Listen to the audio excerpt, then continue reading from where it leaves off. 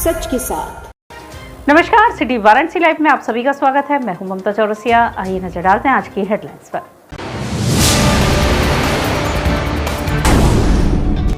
अक्षय तृतीया के अवसर पर सामूहिक यज्ञोपवीत संस्कार का आयोजन। वाराणसी पहुंचे सीएम योगी, बाबा विश्वनाथ व बाबा काल भैरव के दरबार में लगाई हाजिरी। निकाय चुनाव को लेकर पार्टी पदाधिकारियों संघ की बैठक। धर्म संघ में आयोजित आरोग्य संसद काशी का शुभारंभ। 16 राज्यों से 700 से अधिक छात्र एवं अध्यापकों ने लिया हिस्सा। और इंटर के छात्र के पास से जीआरपी कैंट ने बरामद किया 27,48,220 रुपए। पूछताछ जारी। और अब खबरें विस्तार से। रविवार को सीएम योगी अपने एक दिवसीय दौरे पे वाराणसी पहुंचे। बाबा काशी विश्वनाथ व बाबा काल भैरव के दरबार में हाजिरी लगाई व आगामी निकाय चुनाव के संदर्भ में पार्टी के पदाधिकारियों संग बैठक की। मुख्यमंत्री योगी आदित्यनाथ अपने एक दिवसीय दौरे पर वाराणसी पहुंचे और निकाय चुनाव को लेकर काशी क्षेत्र कार्यालय में पार्टी पदाधिकारियों संग बैठक की। बता दें कि पुलिस लाइन हेलीपैड पर उतरने के बाद सीएम का काफिला सीधे सर्किट हाउस पहुंचा। यहां कुछ देर विश्राम के बाद सीएम योगी आदित्यनाथ का काफिला श्री काशी विश्वनाथ धाम पहुंचा। यहां उन्होंने बाबा विश्वनाथ का षोडशोपचार विधि से दर्शन पूजन किया। इस दौरान उन्होंने आगामी चुनाव में भाजपा के प्रचंड बहुमत से विजयी होने की मनोकामना की। श्री काशी विश्वनाथ मंदिर से सीएम का काफिला सीधे काल भैरव मंदिर पहुंचा। यहां उन्होंने बाबा काल भैरव की विधिवत पूजन अर्चन की और बाबा काल भैरव की आरती उतारी।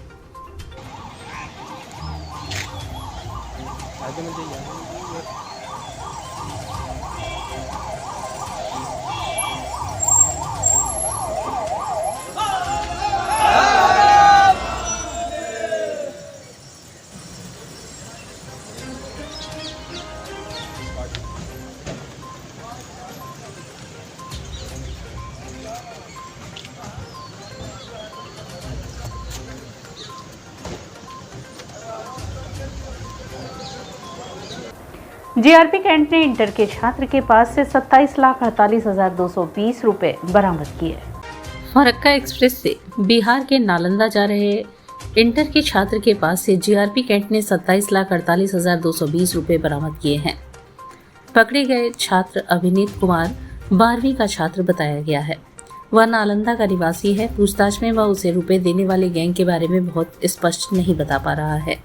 उसका कहना है कि उसे बताया गया था कि बैग में 15 लाख रुपए हैं, इसे नालंदा लेकर पहुंचना है। इसके बदले उसे 10,000 रुपए देने का प्रलोभन दिया गया था। जीआरपी ने रुपयों की बरामदगी के बाबत आयकर विभाग के अधिकारियों को सूचना दे दी। छात्र से पूछताछ की जा रही है।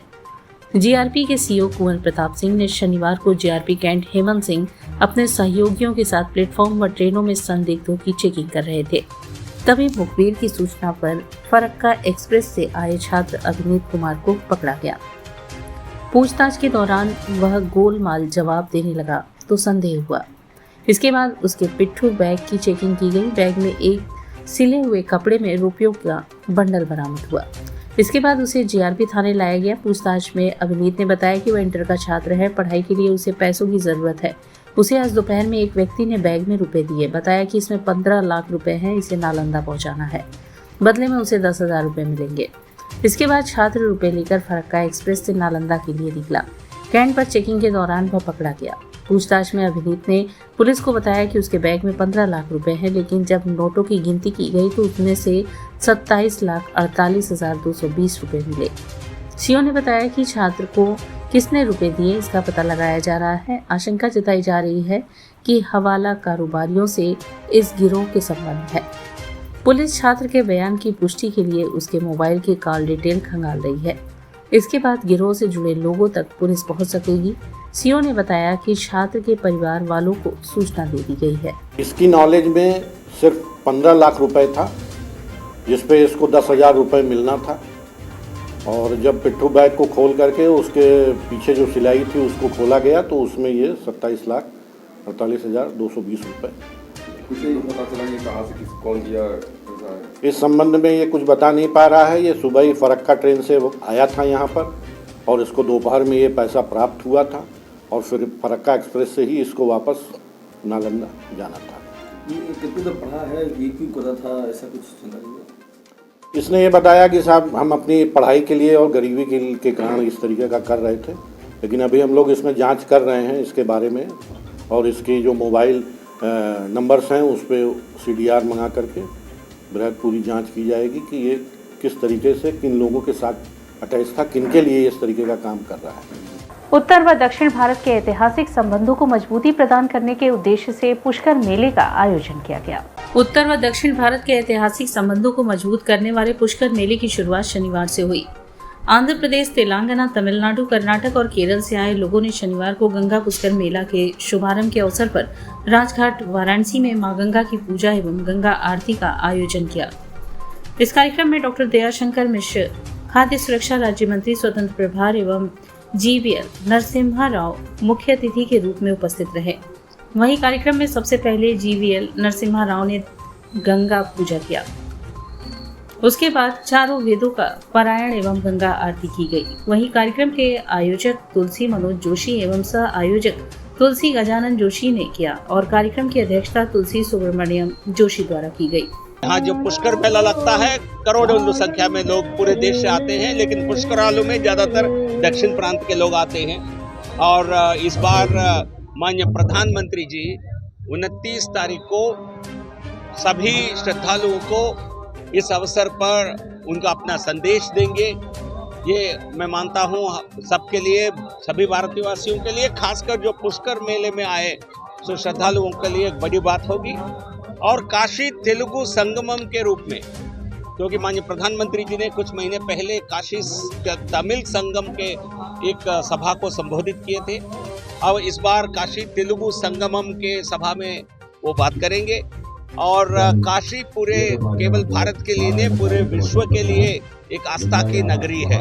तो ऐसे काशी में मेरा भी सौभाग्य है, मैं उत्तर प्रदेश से राज्यसभा में सांसद हूँ और काशी मेरा नोडल जिला भी है, इसलिए यहाँ के अलग अलग विकास के कार्य में शरीक होने के लिए मुझे मौका मिला है।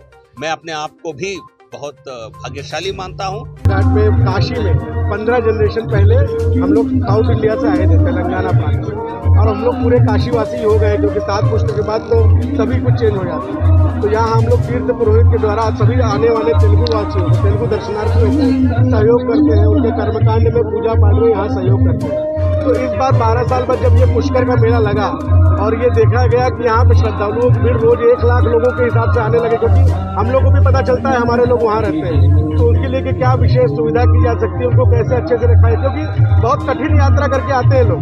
जनरली एक ट्रेन से एक फ्लाइट से आना बहुत मुश्किल है, यहाँ पे कठिन यात्रा करके रूम्स नहीं मिल रहे हैं, रहने की व्यवस्था नहीं, घाट पे सो रहे हैं, तो कम से कम उनको रोज शाम को एक अच्छी जागृति, प्रसाद, गंगा माँ का आचरण ये होना चाहिए। इस वजह से ये आयोजन किया गया, जिसमें GVL नरसिम्हा राव जी ने अपना सहयोग किया।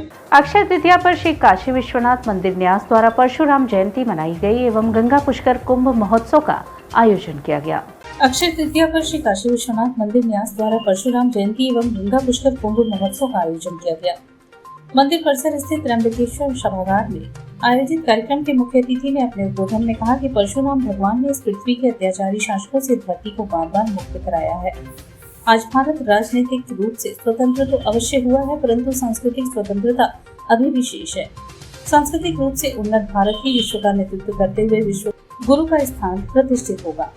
कार्यक्रम के सारस्वत अतिथि प्रोफेसर हृदय रंजन शर्मा ने कहा कि भगवान परशुराम भगवान शंकर के अनन्य भक्त हैं और स्वयं भगवान के अवतार हैं। इनका व्यक्तित्व धर्म को मर्यादा की व्याख्या करता है, वह पुत्र भक्त है और शास्त्र निपुण होते हुए भी उदार है। कार्यक्रम की अध्यक्षता करते हुए न्यास के अध्यक्ष प्रोफेसर नागेंद्र पांडे ने कहा कि आज श्री काशी विश्वनाथ मंदिर में परिसर में इस प्रकार के आयोजन की शुरुआत काशी के लिए गौरव का विषय है। उन्होंने कहा कि माननीय प्रधानमंत्री के अथक संकल्प से इस प्रकार के कार्यक्रम और आयोजन होते आ रहे हैं। कार्यक्रम में professor Rammurti Chaturvedi, professor Upendra Pandey, professor Shailesh Kumar Mishra, professor Ram Pujan Pandey, professor Upendra Tripathi, professor Dhananjay Pandey, professor Shatrughan Tiwari, professor Abhijeet Dikshit, Pramod Kumar Mishra, Sunil Tiwari, Arvind Shukla, Arvind Jauhari आदि लोगों ने विचार व्यक्त किए। धन्यवाद ज्ञापन प्रोफेसर रटाटे ने किया। और यहाँ वक्त चला है एक छोटे से ब्रेक का, मिलते हैं ब्रेक के बाद।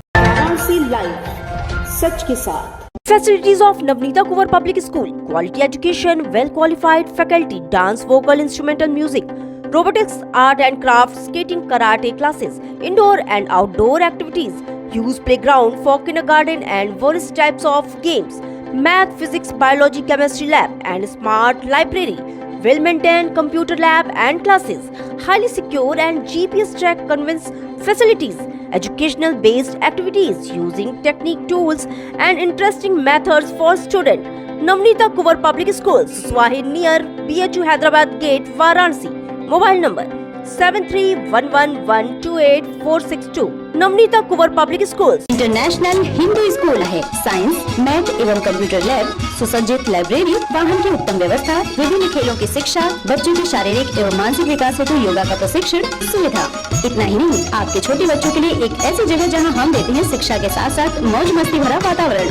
International Hindu school, Nagwa, Lanka, Varanasi. Swami Harsevanand public school वातानुकूलित छात्र छात्राओं हेतु छात्रावास की सुविधा, हरितिमा युक्त खेल का मैदान, indoor game, outdoor game, NCC, ABC certificate तथा कैरियर काउंसलिंग की सुविधा, विज्ञान, कला तथा कॉमर्स के साथ वैकल्पिक विषयों की एक लंबी श्रृंखला, कम फीस में उत्कृष्टम अध्ययन की व्यवस्था, शहर की सभी भागों क्षेत्र में बस की सुविधा, विज्ञान, कंप्यूटर तथा सभी आधुनिकतम प्रयोगशाला है, ऑडियो वीडियो क्लासेस की सुविधा। Swami Harsevanand public school and hostel, शिक्षण समूह, शाखाएं हड़वाघाट, रमना, वाराणसी। Phone number 9454995413।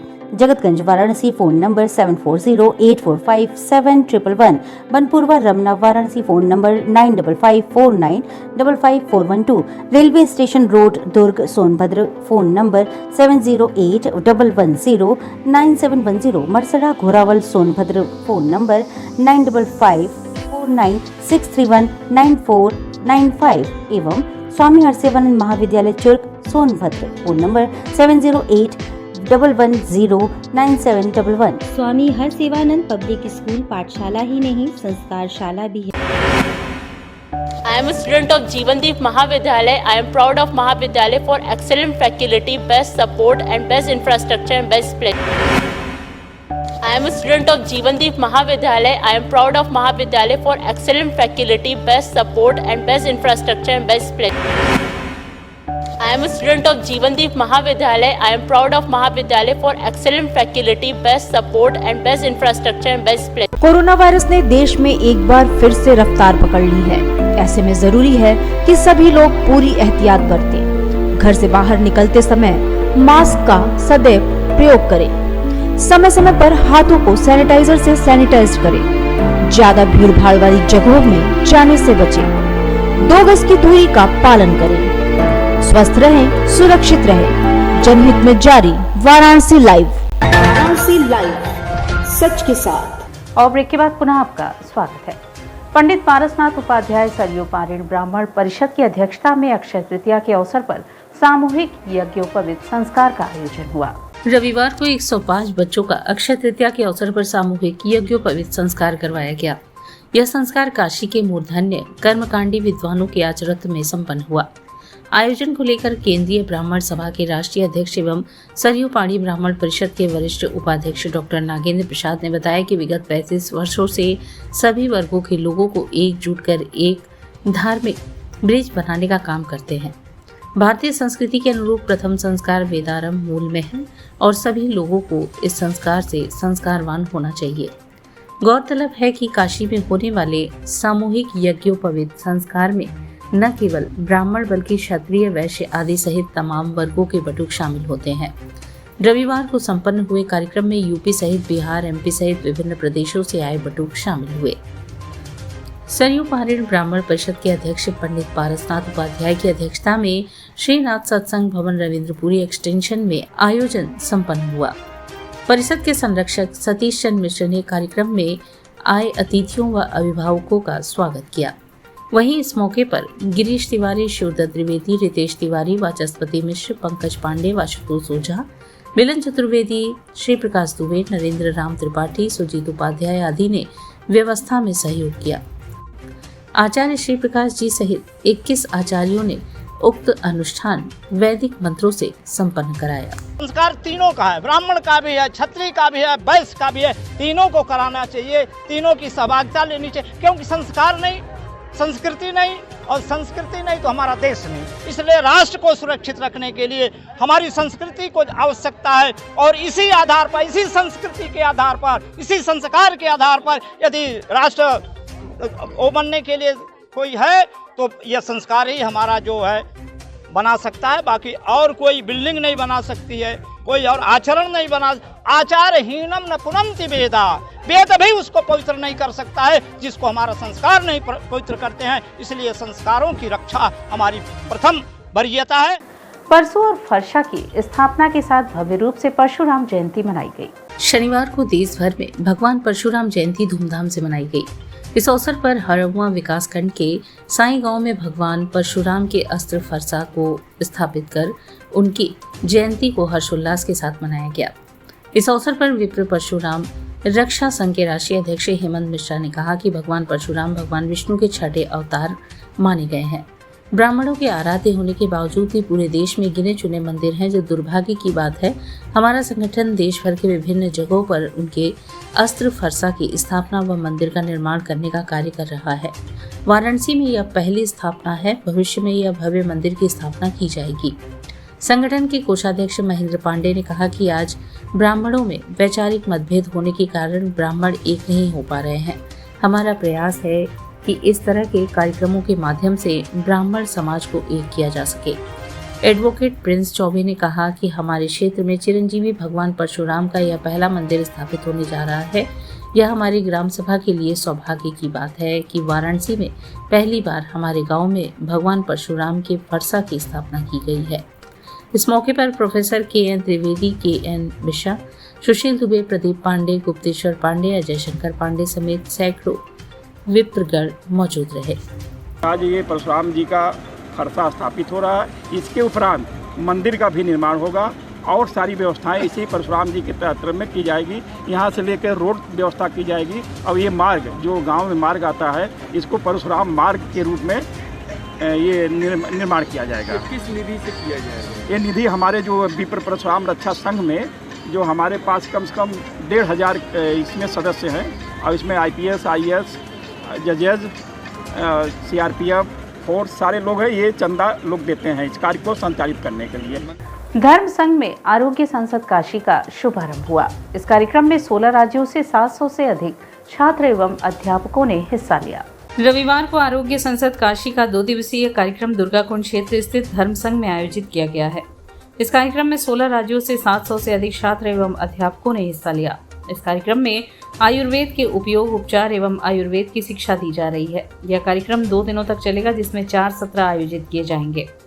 कार्यक्रम में मुख्य अतिथि के रूप में संपूर्णानंद संस्कृत विश्वविद्यालय के कुलपति हरिराम त्रिपाठी एवं प्रोफेसर राम नारायण द्विवेदी मौजूद रहे। इस कार्यक्रम में आयुर्वेद में बेहतर कार्य करने वाले लोगों को सम्मानित भी किया गया, जिसमें lifetime award Kaushalendra Pandey को दिया गया। इसके अलावा डॉक्टर पूजा मिश्रा, विनय पांडे, एन पुरोहित सहित अन्य लोगों को सम्मानित किया गया। वैद्य प्रशांत ने बताया कि आरोग्य संसद काशी का आयोजन किया गया है। इस कार्यक्रम में ऐसी विधाओं पर चर्चा की जाएगी जो लुप्त हो चुकी है। यहाँ बड़ी संख्या में शिक्षक, शोधार्थी और छात्र मौजूद हैं। यहाँ पर अग्निकर्म, उत्तर बस्ती, पंचकर्म को लाइव माध्यम से करके दिखाया जाएगा। उन्होंने बताया कि अग्निकर्म चिकित्सा के माध्यम से सर्वाइकल, माइग्रेन सहित अन्य जटिल बीमारियों का उपचार होता है। उन्होंने कहा कि आयुर्वेद चिकित्सा पूरी तरह से युक्त होती दिखाई दे रही है, लेकिन हम पुनः एक बार आयुर्वेद को जागृत करने के लिए इस तरह का आयोजन कर रहे हैं और बड़ी खुशी की बात है कि बड़ी संख्या में छात्र छात्राएं इन कार्यक्रमों में हिस्सा लेकर इन्हें जानने और सीखने की उत्साह दिखा रहे हैं। अग्निकर्म की चिकित्सा के माध्यम से सर्वाइकल, माइग्रेन, स्पॉन्डिलाइटिस, एवियन जैसे दुसाध्य रोगों को हम लोग सिर्फ कुछ ही मिनट के अंदर, 1 मिनट भी नहीं पूरा होता, उसके अंदर में ही हम लोग उसका निवारण कर देते हैं। तात्कालिक रूप से 60 से 70% तो उसी क्षण में इसका रिजल्ट मिल जाता है हम लोगों को। और उत्तर बस्ती संबंधित चीज़ों में जहाँ पर आजकल के समय में देख रहे होंगे, जहाँ पर संतान का सुख लोगों को नहीं मिल रहा है और तमाम तरीके के आधुनिक विज्ञान के लोगों ने IVF के सेंटर खोल के रखे हैं, तो हमारी प्राचीन आयुर्वेद शास्त्र का जो विधान रहा है, जिसमें कि हम लोगों ने आयुर्वेद के माध्यम से जो एंशिएंट तरीका रहा उत्तर बस्ती करने का, उससे हम लोगों ने चिकित्सा करके ऐसे लोगों को हम लोगों ने संतान का सुख प्राप्त करवाया है। नागरी नाटक मंडी ट्रस्ट द्वारा G20 को लेकर संगोष्ठी का आयोजन किया गया। G20 के अस्तित्व से हजारों साल पहले वासुदेव कुटुंबकम भारत का आदर्श रहा है।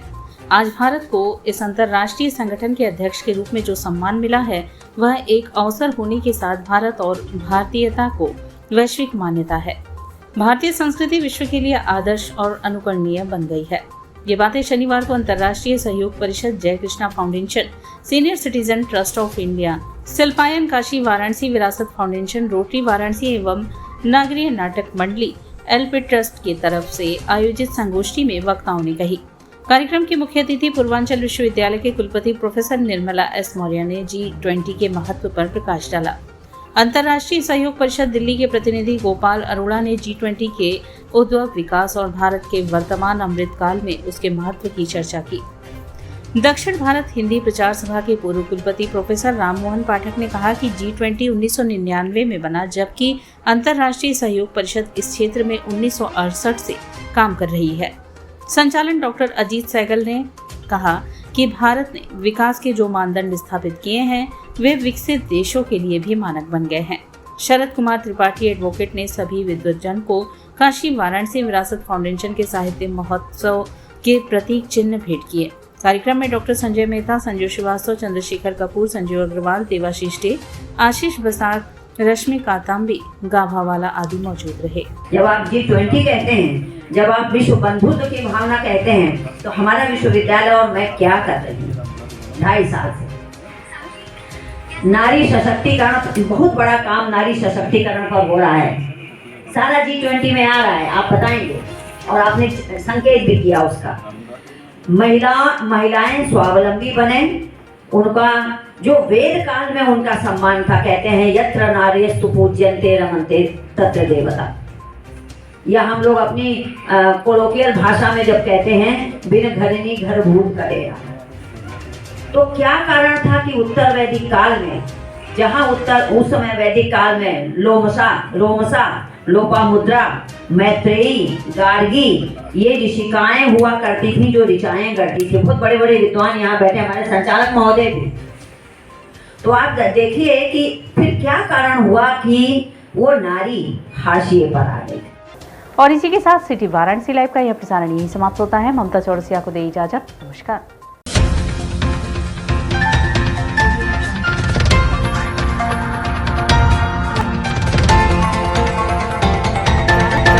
लाइव, सच के साथ।